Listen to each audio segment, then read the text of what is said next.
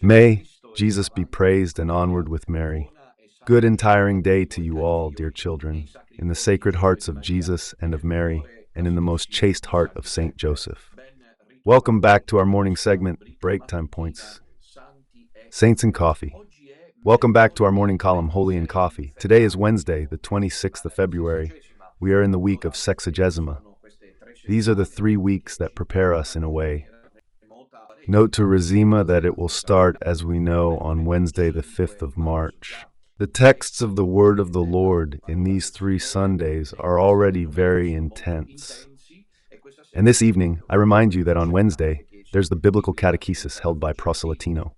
So, don't miss this precious appointment, which will be broadcast at 9 p.m. on the Radio Domina Nostra YouTube channel, where I invite you to subscribe. Above all, put the likes, everyone put the likes on every live broadcast. And then break tire it. Share it. Apologies for the signal. Low. But it seems like Fantozzi's cloud, this low signal that always works for everything else. Just when we need to go live, it drops. Especially with Saints and Coffee. Wherever I am there, wherever I am. Let's hope that this time it holds up, also because I'm not at the end of the world, but I am in civilized countries. I'm not in the African savannas. But nothing less than at the border between Spain and France, between Barcelona, Lloret de Mar, Girona. So it doesn't seem to me that I am at the edge of the world. Let's see what happens. Let's hope for the best. Right, so this evening there's this catechesis for Celestine. I hope you were able to follow yesterday evenings on the prologue of John.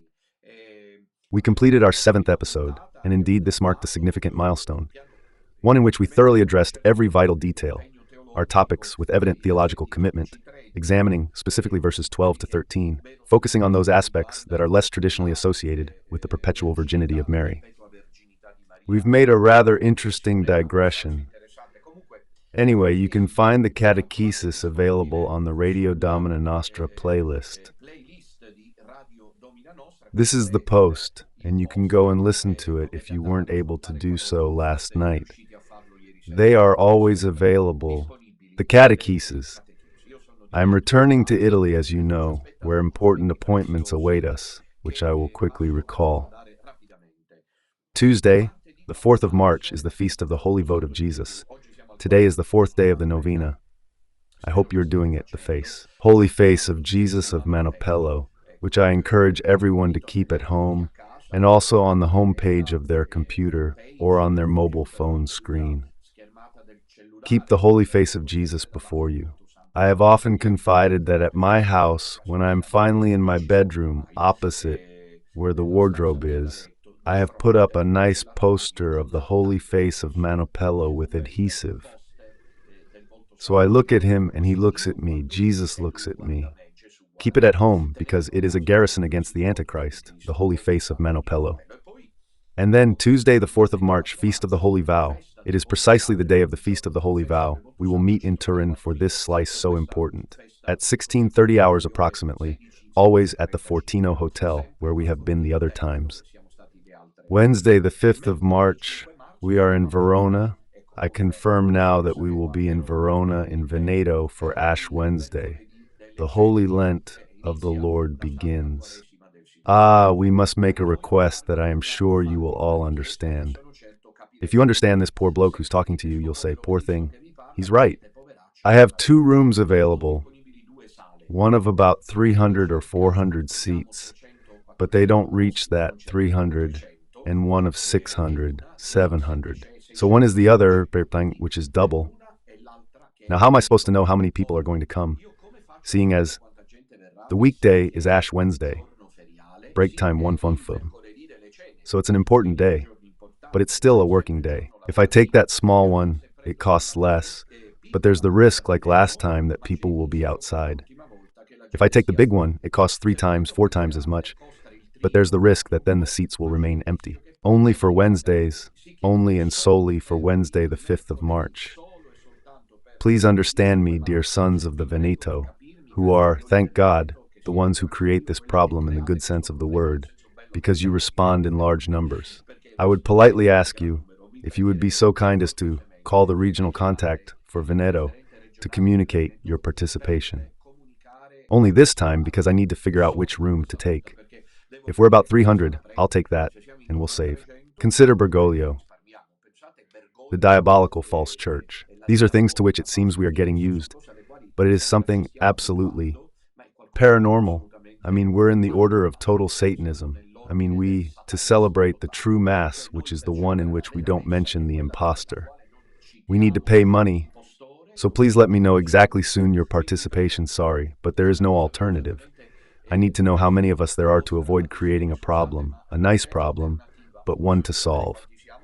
Then the problem is all mine, because I have my dear ones, so I ask you to meet me halfway. Sunday, 9th of March, we are at Casa Betania, the first Sunday of Lent. And then I'll just run through the other appointments very quickly. Thursday, 13th March, Bergamo. Saturday, the 15th of March, Genoa. Sunday, the 16th of March, Bologna. Wednesday, the 19th of March, Feast Day, Solemnity of St. Joseph, Blessing of the Bread. We will certainly be in Trentino, South Tyrol to Trento. Saturday, the 22nd of March, in Ancona. Sunday, 23rd of March, in Florence. Tuesday, the 25th of March, for the Solemnity of the Annunciation, we will presumably be between Perugia and Spoleto, in Umbria. Saturday, the 29th of March, in Teramo. Sunday, the 30th of March, in Naples. Saturday, the 5th of April, in Bari. And then between Sunday, the 6th of April, and the following days, we will be in Lamezia Terme, in Calabria, and in Catania. I haven't added any other cities. Criticism has come in, and I don't know how I manage. Only the Lord knows. They are the ones who complain, but never come here, but never pass through here. But Lombardy is not well served, but they always go to the same places. What am I supposed to tell you, dear children? Sometimes it seems that the little remnant resembles the people of the Jews, indeed, having left Egypt and continually complaining in the desert. Come where you can, because they are strategic choices. They adhere to very specific criteria. I also remind you that for what concerns this apostolate, we need everyone's help. The postal account, the international bank account number, and PayPal are in the description. Help us because it is a time of great need. Then at Easter, Brother Celestino and I will return, as you know, we have already said, to Sicily.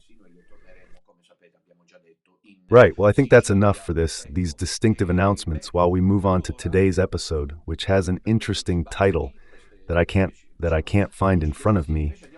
Because my colleagues, I understand them. They have so many things to do. Many times the details slip away.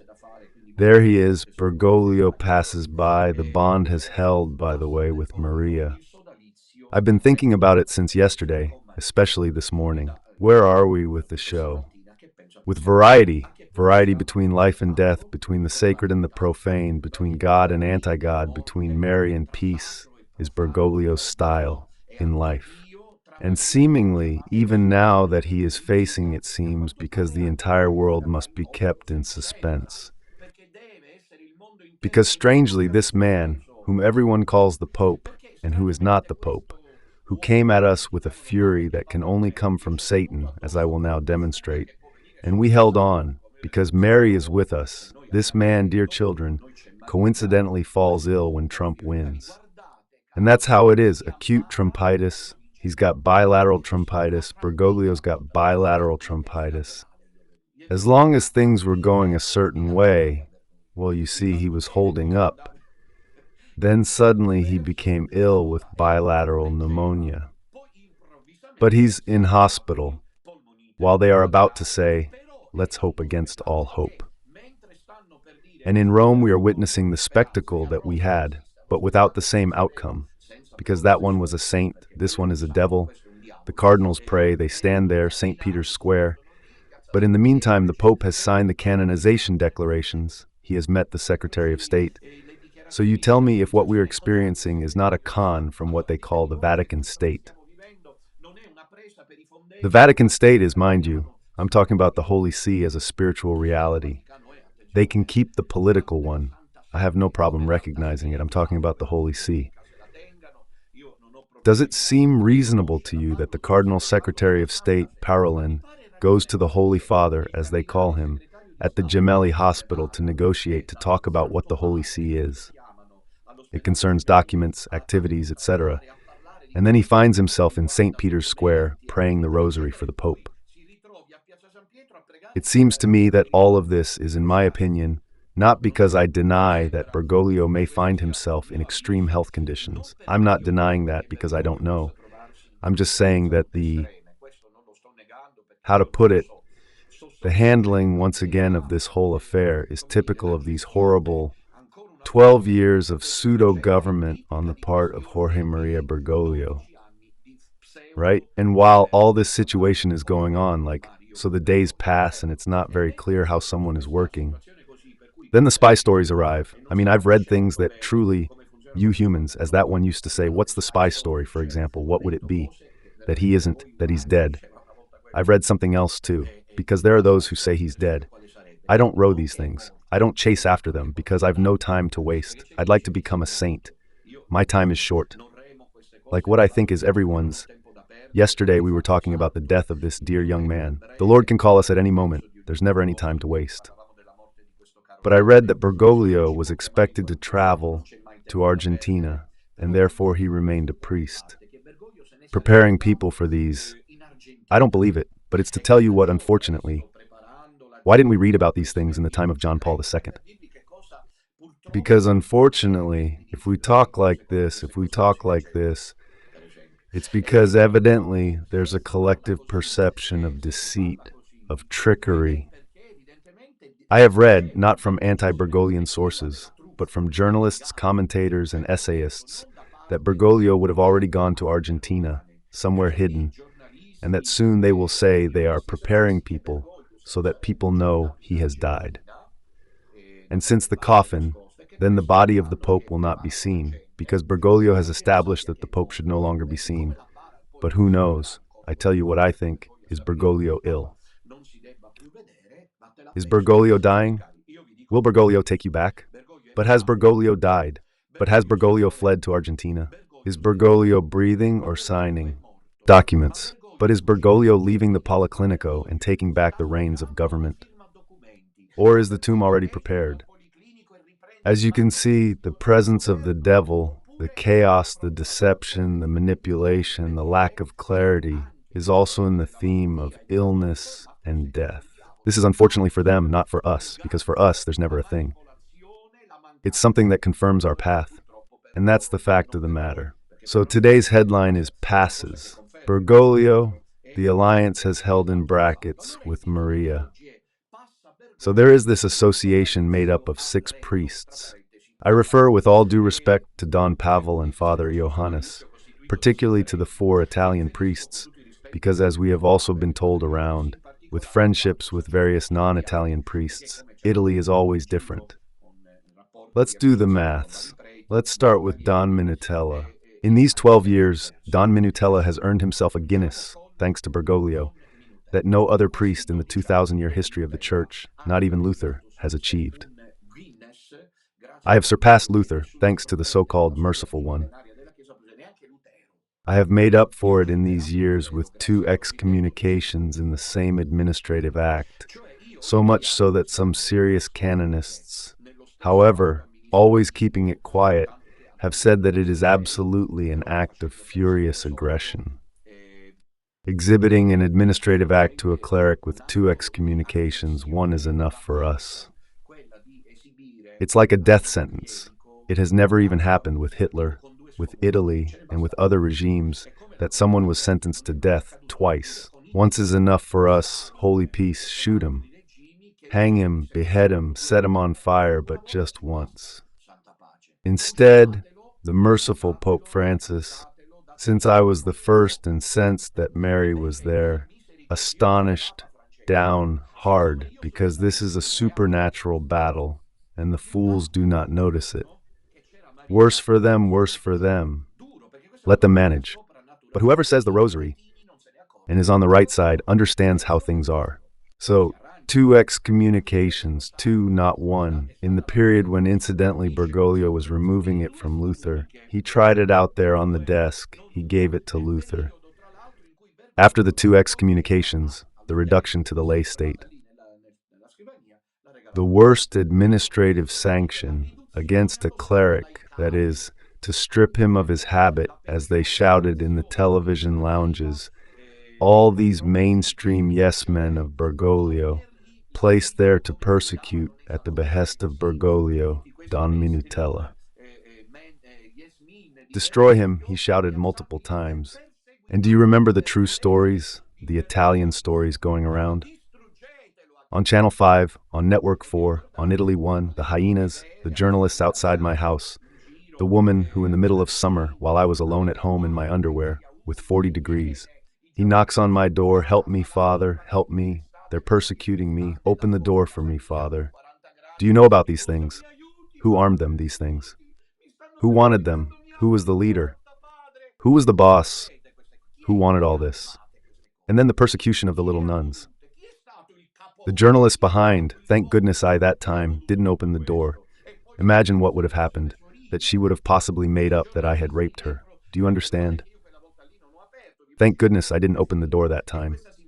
And then the same wretched, damned woman, let's hope she converts, a disguised journalist, goes to Little Nazareth. The persecution towards the little nuns.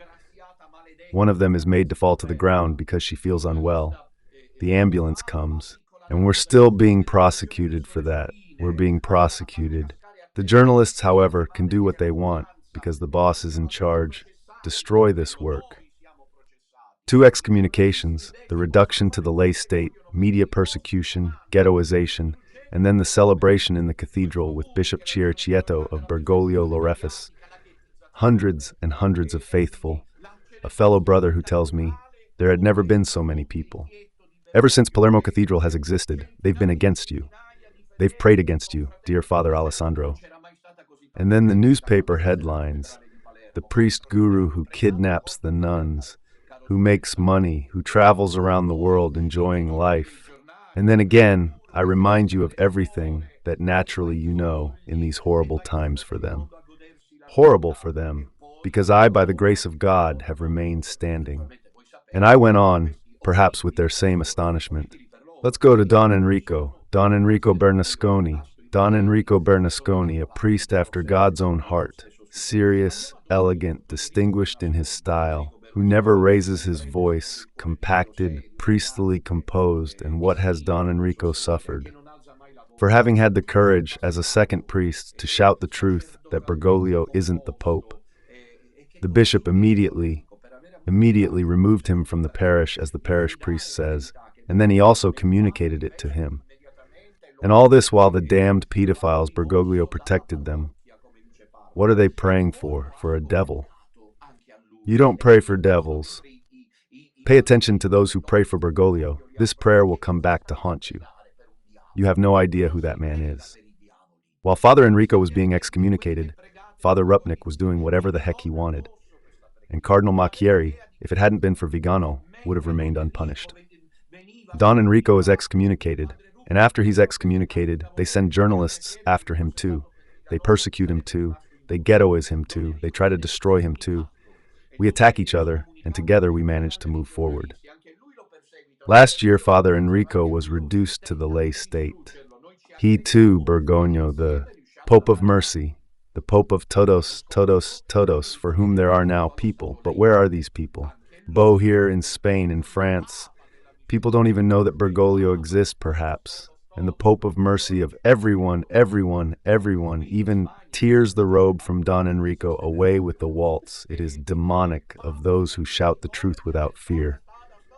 Then they must be destroyed. And Father Enrico was also reduced to the lay state last year. In the meantime, a barefoot friar comes in, a friar who lives the rule as God commands, impeccable, transparent like crystal, who also comes because he cries out for the third time the truth that Bergoglio is not. The Pope is immediately thrown out of the convent where he had lived for years with that saint of humble brother. The bishops, the parish priests, the priests of the diocese turn people against him. He's mad. He follows Don Minutella. I remember that when Brother Celestino was last reached by the bishop in person, the bishop, not finding anything better to do, brought him the document signed by those Gian Antonio and Barbara. Do you remember them from the Marian poll with the endorsement? About that priest, published by Marco Tossati, where it was said that I make money.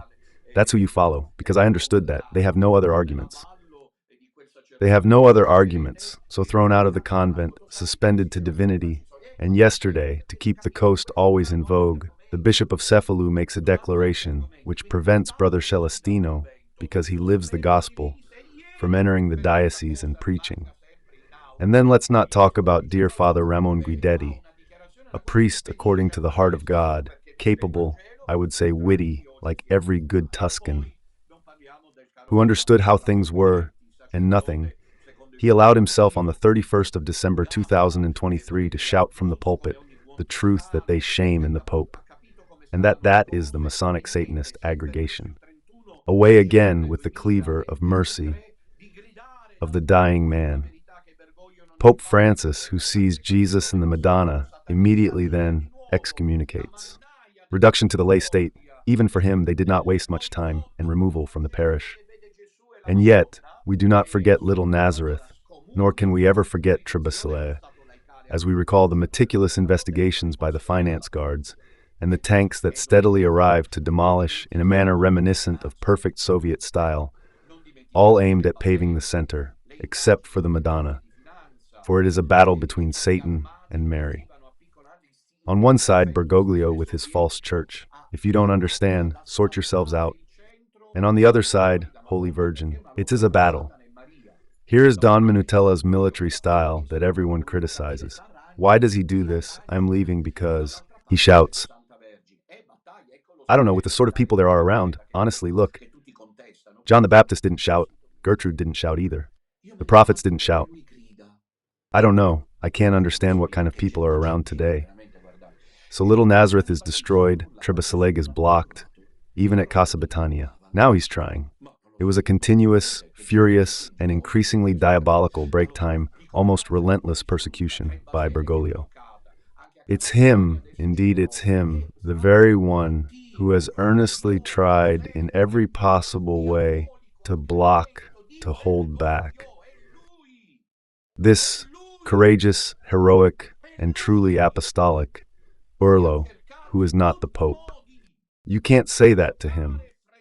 If someone swears, the Virgin Mary, as it happened, if someone says da at the altar, like his excellent priest does, I don't remember what the heck your name is, if someone celebrates Mass on a little mattress, if someone dresses as Harlequin at the altar, if a priest with the rainbow strip makes the two lesbian Madonnas in the nativity scene, and says that the truth is not important, they do as they please.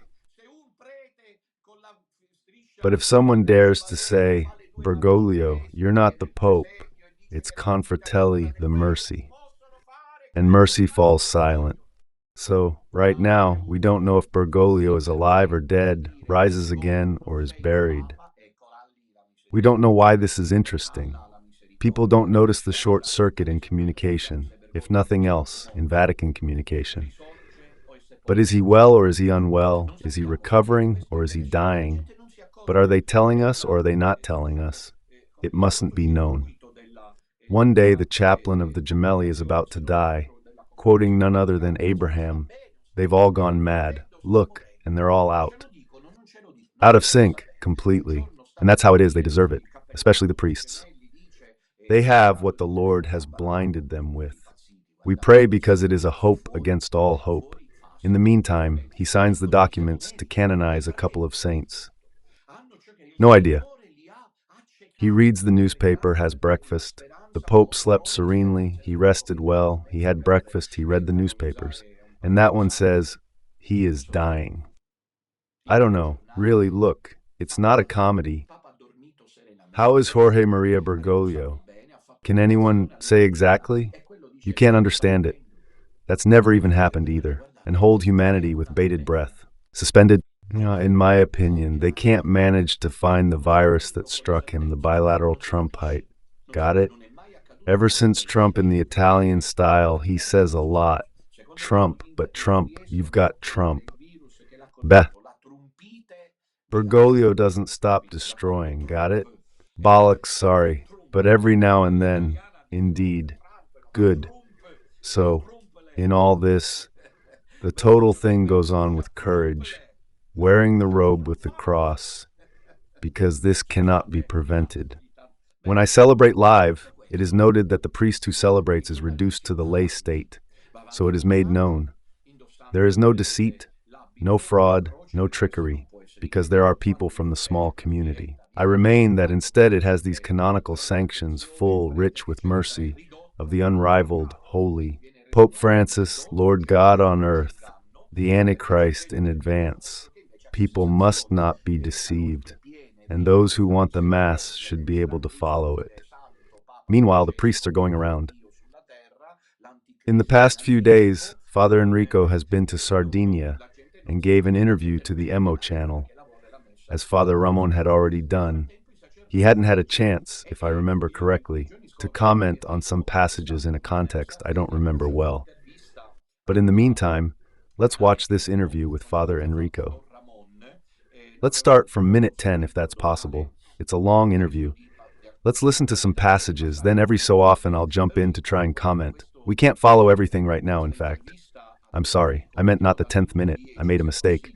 But because I watch so many things, it's the 24th minute. Let's give the production team time to prepare. The contribution and the priests, therefore, are holding out now. Will Bergoglio die or survive? I don't know, let's say he really is finished. Because I say, a reasonable person still asks themselves one thing, and it's this. Let's say Bergoglio survives. Will he be able to handle governing the Universal Church? Because at that point, it's pointless having pointless discussions. Someone who doesn't breathe well is someone who doesn't breathe well, in short. He needs treatment. And Campa lives as long as he lives, because he isn't 73 to 75 years old. He is a good 88. So now the church is in whoever's hands. They told me in recent days that Dr. Scianci has highlighted a new code. Yes, he keeps finding them all the time. Good him, for him. Now they'll talk, they'll go wild. He warned that there would be an apostolic administrator hidden in the Vatican, meaning that Bergoglio is not really the one in charge, if I understood correctly, because I no longer follow him. And they told me, so I report that there would be one, an apostolic administrative leadership that commands instead of Bergoglio. That is why Bergoglio would not have celebrated anymore. The flag has not been removed, the Vatican.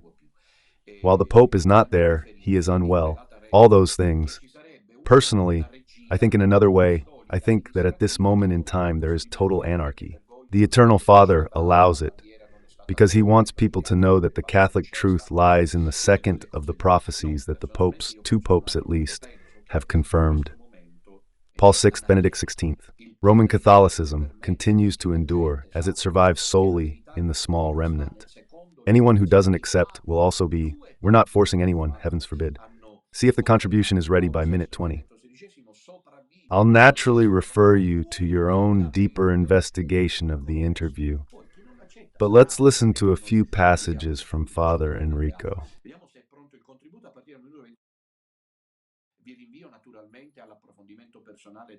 To conclude the discussion, according to the question you asked me, certainly 12 years. That's a lot. So as I was saying, there's been a progressive disillusionment with faith in previous decades. And now the problem is the transmission of the faith precisely to the new generations, because the new generations have a concept of Catholicism nowadays that no longer corresponds to the true Catholic faith. And so it becomes increasingly difficult to win back the new generations, if not through the intervention of the Lord, through the grace of God, if not through witnessing. And also those who can enlighten can help young people understand where the deceptions are, where the error lies, and what the true faith is. Catholic, the teaching of the true Catholic faith. Church of Christ. On the 5th of August 2022, the Marian Priestly Fellowship was established to lead a small Catholic remnant. Many people think that there is only the histrionic one. Don Minutella, the YouTube broadcasts, and some masses in hotels, while in reality there is an intense and structured pastoral activity currently carried out by priests, a group of nuns, and several seminarians. Can you describe how this pastoral action is organized? Yes. Essentially, we are, well, responding to a call. So, Father Alessandro was the first to answer a call from heaven. As he always says in his broadcasts, in his transmissions, there is a call from heaven. And that comes through Don Alessandro, who was the first to answer, and around his charisma, around his mission that he started alone. So let's think about the courage of this man, of this priest, who alone confronts Freemasonry, confronts the false church, exposing himself in the context of the parish, in the context of the ecclesiastical structures. And that's how it all started. The nuns already existed before. They existed before because they were already linked to the charism of Father Alessandro. And through his response, through his vocation, well, we felt that we too had to answer the call of the Madonna, because it is the Madonna who is forming the small remnant for the battle, for this apocalyptic battle. And so we are responding, first and foremost, to a call from heaven. Ours isn't an aggregation done at the drawing board with human strategies, pastoral strategies, or with human objectives to achieve. We are simply answering a call, and the prophecies indicated for our times precisely the forming of a small remnant, not many small remnants scattered around the world. So we're not a religious family like the father claimed, for example. Don Alessandro would be, according to him, the founder of a religious family, we priests who follow his charisma, the nuns who follow his charisma. And then here is a religious family that can be compared, I don't know, to the Salesians, to the Carmelites, or to the Franciscans. So we don't consider Don Alessandro the founder of a religious family. We believe that Don Alessandro was the first to answer the Madonna's call to form the small remnant described in the prophecies. That small remnant that must gather the believers for the battle and keep the Catholic faith alive amidst the time of apostasy of imposture. So there aren't that many small remnants for us. As we wrote in the statute, they exist. There you go. You've heard this important passage that Father Enrico sets out in the face of the interviewer's question, which has failed, by the way. That is, how did it develop? Beyond the defamatory narrative against myself, one can also discern, without doubt, a deeper meaning in the journey that unfolds along the path taken and the deliberate and reflective pastoral course established by the Marian Priestly Association. Don Enrico, with an absolutely irreproachable exposition, highlights how things went that you all know about. Let's move on with the contribution.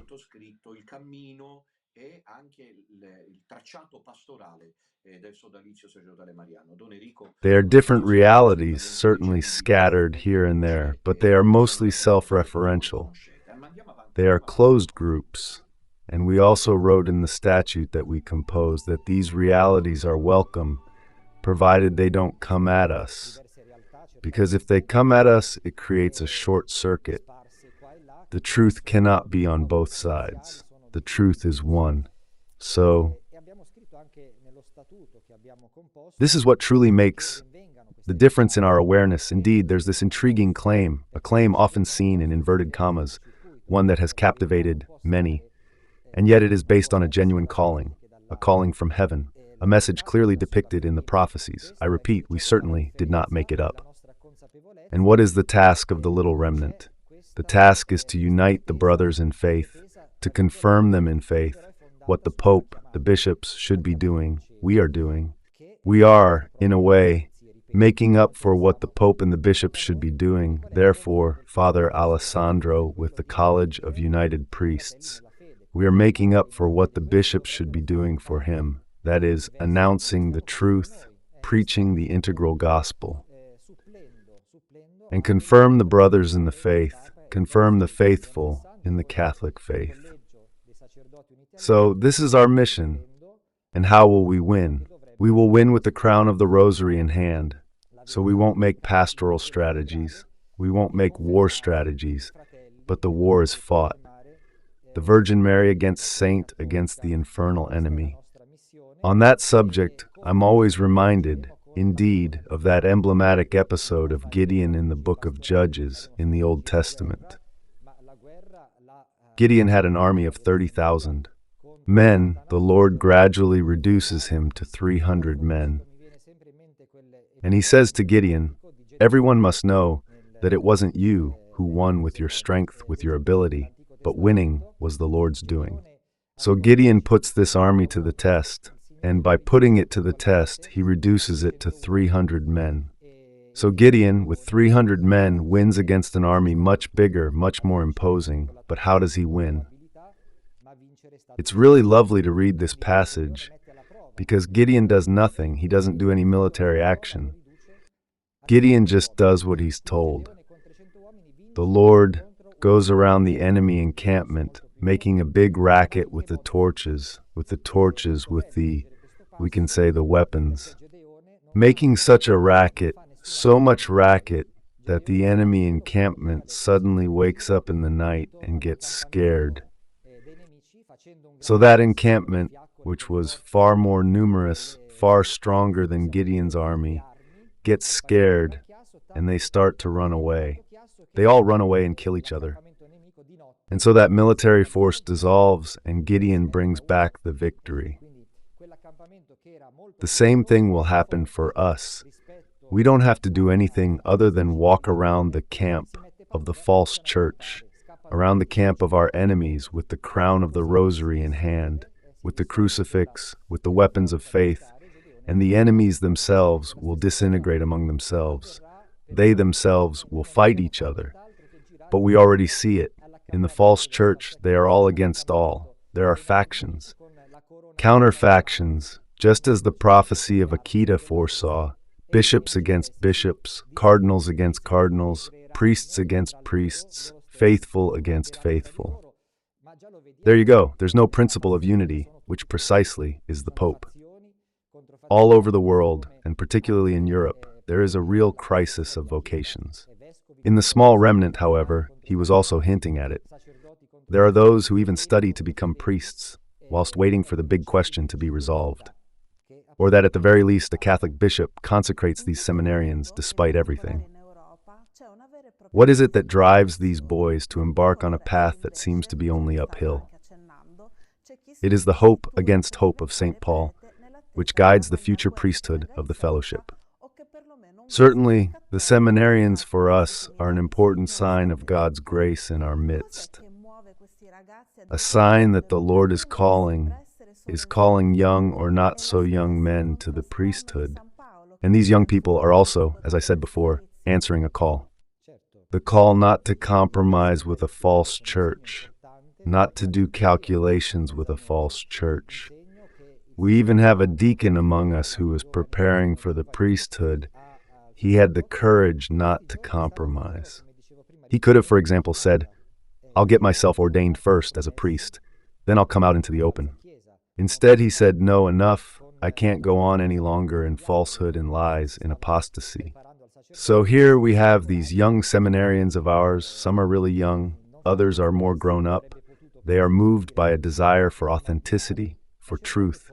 And so they see, in the priests who have put themselves out there, they see this evangelical ideal that they want to pursue. And so without making human calculations. So these seminarians have great courage because they have no certainty, no human certainty of being ordained. Priests, if not a certainty of faith, a certainty of being trained to be found ready. When the Lord gives us a bishop who can examine them and can establish whether they are suitable or not for ordination. At some point, I believe around the month of October 2024, the statute of the Marian priestly sodality is born. First of all, let's try to shed some light on this word. What you call the statute, is it a legal act, or is it intended to become a legal act? Or can it be seen more as a useful manifesto to give a clear identity to the association? Yes, let's say that, first of all, it serves us. It has served us in regulating our internal life. and enabling us to become aware. More than our mission, in the light of faith as events unfold before our eyes. So first thing, it has served us priests to become more aware of our identity, which is based precisely on that calling that we also talk about in the statute, a calling from above. And then it is useful for the other priests essentially to better understand what we do, who we are, the awareness we have of ourselves, and therefore also the conditions for adhering to our spirit or adhering to our pastoral mission. There are several priests who contact us and who have a relationship with us in secret, who share the spirit of this statute. Maybe they don't share everything. They don't share our pastoral action. They don't share perhaps what we call the pastoral primacy of Don Alessandro, but they support us, they esteem us, they share our spirit, so we are in contact. Others, we hope, can win through. Those fears, those resistances that are unfounded or come from the devil, that precisely limit the priests and make them desist from coming with us. What might these temptations be? The first is what the devil whispers in the ears of the priests. Father Alessandro wants to be in charge. He wants to be the Pope. He wants to be in charge of you. And you, on the other hand, are a priest like him, so you mustn't go because you don't have to obey someone who isn't a bishop. So this is a first temptation. Then let's say there's a considerable smear campaign on social media, in the media against us. And so, if some priests follow these channels, naturally they become frightened and consequently they get diverted. So in their thoughts towards us. Then there are other situations, as I mentioned earlier, in which priests are reluctant to leave their position, their faithful, or break time point pole, and their role. For example, I once met a Camillian priest who wholeheartedly shared our spirit and was deeply committed to our mission. But he insisted that his true calling was to work in a hospital, for his charism is to be with the sick. If I leave here, what do I do? This is my charisma, this is my life, and so I can't leave. Other exorcist priests who follow so many souls and say, if I leave the parish, if I leave the structures, who do I leave these needy souls to? So they are indeed all trials marked by temptations that ultimately compel the priests to abandon collaborating with us in some way. But essentially, there is a truly preternatural root that unfailingly emerges from the enemy, indeed the very force that holds every advantage. So that other priests don't come, because one dedicated priest who continues our mission, even just one extra priest, can make a real difference. Can do a lot, and the demon fears, especially fears those priests who they expose themselves publicly and completely, right to the very end. To conclude the answer, I also wanted to say that the statute, precisely, is not something that binds priests from a legal point of view, but we experience great freedom among ourselves. In fact, we meet each other, always bearing in mind what the needs of the faithful are, so we have the same goal, the same spirit, the same pastoral action. So it all comes about very naturally, so there aren't any ties that bind us in that sense. So I urge the priests not to be afraid of this wording. Statute of the sacerdotal sodality. Mary means sharing first and foremost a vocation, a mission, the same spirit, but always in favor of the faithful, in favor of the salvation of souls, which is the supreme good of the Church. Yes, at the end of this statute, we also told the priests who want to join to put a signature. But this signature is nothing other than an acknowledgement and a clear manifestation of a responsibility. within the statute, sorry about of the fellowship. We've had priests who didn't fully believe in it and who then left, and that then perhaps cultivated other relationships, went on a parallel journey alongside ours. The interview is packed, as you can see, and I invite you to listen to it on the Emo channel. You can find it available, this interview from the last few days with Father Enrico while he was in Sardinia. It seems to me that Don Enrico's across-the-board explanation is useful to demonstrate that we're not a boob, that precisely because we defend the Catholic faith in times of deep and serious apostasy, we don't belong to another church, but if anything, they belong to another church. All those who have, alas, persisted in remaining in communion with a false, heretical, and apostate pope. That's why the sodality in front, ultimately, I very much like what Father Enrico said about the rosary beads, with which we win. You see, it's lovely. This also when the brothers are interviewed, and it's not that I'm recommending it, Father Enrico has already said it, they make themselves seen with the beads in their hands. Certainly the devil is rowing a lot, so that the priests don't decide, but as also some of us priests here, we are witnessing the possibility of a springtime for the small remnant, and above all for the sodality. We shall see. In the meantime, let us pray, and with the beads of the rosary we go forward. I refer you to the full version of the interview with Father Enrico, which you can find. We are posting it today on radio. You can connect with the links directly. Find it.